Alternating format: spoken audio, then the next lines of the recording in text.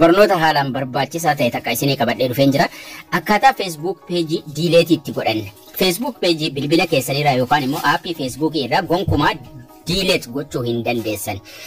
Aappii Facebook irraa balleessuu hin dandeessanii jechuudha. Namoonni baay'ee yeroo page delete gochuudhaa jettan aappii Facebook isiniif hin baasu web page not found waan jedhu baasaa jechuudha. So haala salphaa ta'een haala kamiin Facebook page delete gochuu dandeenya ka jedhu tartiibaan waliin ilaallaa jechuudha. Tokkoffaa page keessan setting isaa sirreessuuf wal jijjiiruu qabdu. Bakki page durarra taa'uu qaba jechuudha. Yoo durarra hin jiraanne immoo profile fuula dura isaarra jirurra tuquudhaan page fi Facebook keessan wal jijjiirtu jechuudha. Egaan Facebook page delete gochuudhaaf jalqaba kan isinitti agarsiisuu barbaadu aappiidhuma FB kanarra haala kamiin bakka delete arganna isa jedhu akkasuma akka inni hin danda'amne xiqqoo gabaabsee isinitti agarsiisee irra darbuu barbaada. Sanaan booda gaa profile irra tuquudhaan erga Facebook keessan irra seentanii booda bakka kana irra tuquudhaan yoo page irra jiraate page irra jira yoo hin jiraanne immoo profile fuula dura isaa jirurra tuquudhaan wal jijjiirtu. Sanaan booda mallattoo setting gubbaa isaa jirurra tuquudhaan gara setting seennaa jechuudha. Mallattoo setting kun jira. Mallattoo setting irra tuqnee gara fuula duraa deemna. Page setting jechuu qaba gubbaa kanarratti. Delete kan isin godhaa jirtan page ta'uudhaaf jechuudha. Page setting kanarra seenna. Page setting tuquudhaan gara fuula duraa adeemna jechuudha. Gara step itti aanutti. Page setting kana yeroo tuqannee gara fuula duraa deemnu innillee ammallee setting page adda addaa nuu fidaa jechuudha. Waa'ee commentii, waa'ee message wantoota adda addaa nuu fidaa. Gara gajjallaatti gadi siquudhaan dhimma deleteetiin kan wal qabate barbaadanna nuti. Access and control, manage your data, modify your legacy, contact, delete your page and more. Kajedhu kanarra tuqannaa jechuudha. Yeroo nuti asirra tuqne yeroo baay'ee aappiin Facebook nuuf hin banu fuula irraa delete godhan nuuf hin fidu jechuudha. Web page not found waan jedhu nuuf baasa malee hin fidu setting isaa. Kanaafuu duubatti deebine Chrome irra deemna. Google Chrome yookaan immoo internet browser irra delete gochuu dandeenya waan ta'eef jechuudha. Samsung internet browser, Google Chrome yookaan Edge. Chrome irra seennee waliin haa ilaallu.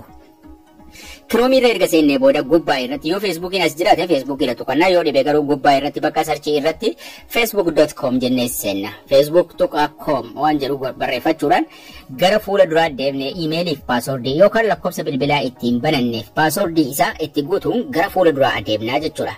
Kana jechuun Facebook yoo emailiin baname emailii sanaan booda jala isaatti immoo paaswordii itti katabachuudhaan login ka jedhu tuqne gara fuula duraa adeemnaa jechuudha. Loginii kana tuqne gara fuula itti aanutti darbina yoo save fi not now isiniif fide okay yookaan not now ka jedhu tuquudhumaan gara step itti aanutti darbina. Haala kanaan nuuf bana. Page irra deemnee delete gochuu keenyaan dura nuuf hin baasu waan ta'eef sarara sadan tuqnee gara page deemuu keenyaan dura tuqaa sadan gubbaa tuquudhaan desktop site godhanna. Tuqaa sadan gubbaa jiru tuqnee desktop site irra keenya akka koompitaraatti akka inni nuuf baasu ajajnaa jechuudha. Yeroo akka koompitaraatti inni nuuf baasu barreeffamni ni xixiqqaata waan ta'eef bal'isee baasa waan ta'eef bilbila kiyya dalga ciibseen isinitti mul'isa akka inni sirriitti barreeffamni martinuu isinitti mul'atutti jechuudha. Haala kanaan erga nuuf baasee booda egaan desktop site godhannee jirra. Gubbaa irra bakka profile irra tuqachuudhaan gara peejiitti deebifanna. Profileidhuma keenya gubbaa jiru tuqne peejiitti switch godhannaa jechuudha. Profilein ka Facebookiitis ka peejiis waluma dura jira waan ta'eef peejiin kun as jira isattan deebisa. Switching godhaa jechuudha gara peejiitti.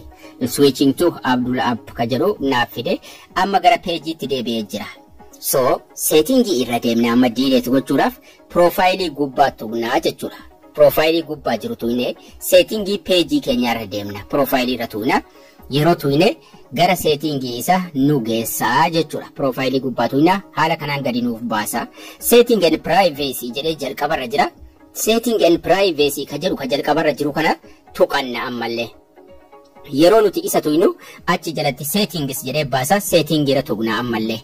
Setting irra yeroo nuti tuqnu gara fuula duraan nu geessuudhaan wantoota adda addaa nuuf fidaa gara harka bitaatti privacy ka jedhurra tuqanna amma ka mallattoo qulfii qabu privacy jedhee jira. Privacy ka jedhu kanarra tuqna. Privacy setting jalatti privacy jedhee jira. Privacy yeroo nuti tuqne ammallee waan biraa nuuf baasa. Facebook page information ka jedhurra tuqanna achuma privacy jala.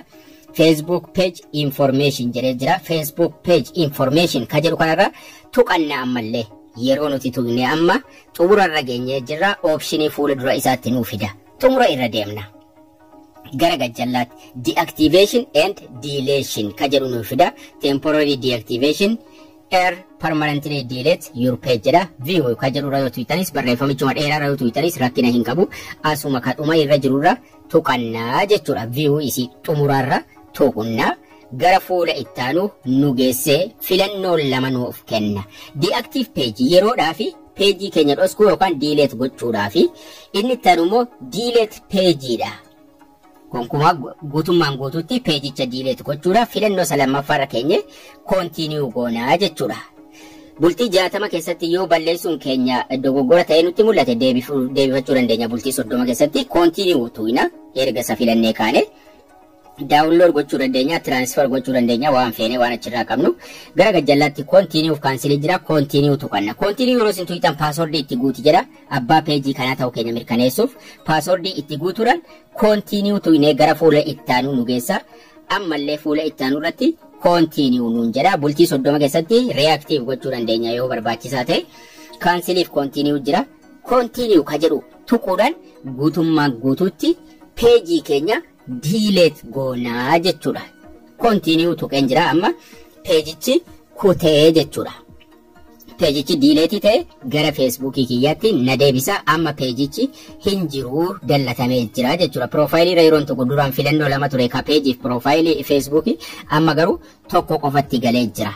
Yeroo aappii Facebook irra deemnus ka duraan peejii fi kan qabu amma qobaatti hafee jira. Peejii akka haaraatti gubbaarra banadhunaan jedha jechuudha. Facebook qofatu hafee jechuudha. Amma peejichi kutee jira. Haala salphaa ta'e kanaan Facebook page Chrome irra seenuudhaan settingii tokko waan akka maqaa Facebook jijjiiruu duraan barsiiseen jira. Salphaadhumatti Chrome irra seentanii delete gochuu dandeessuun isiniin jira. Like share gochuu hin dagatinaa isiniin jecha barnoonni keenyas kana fakkaata. Haga barnoota kutaa ittaanu walitti deebinutti turtii gaarii nagayaan tura.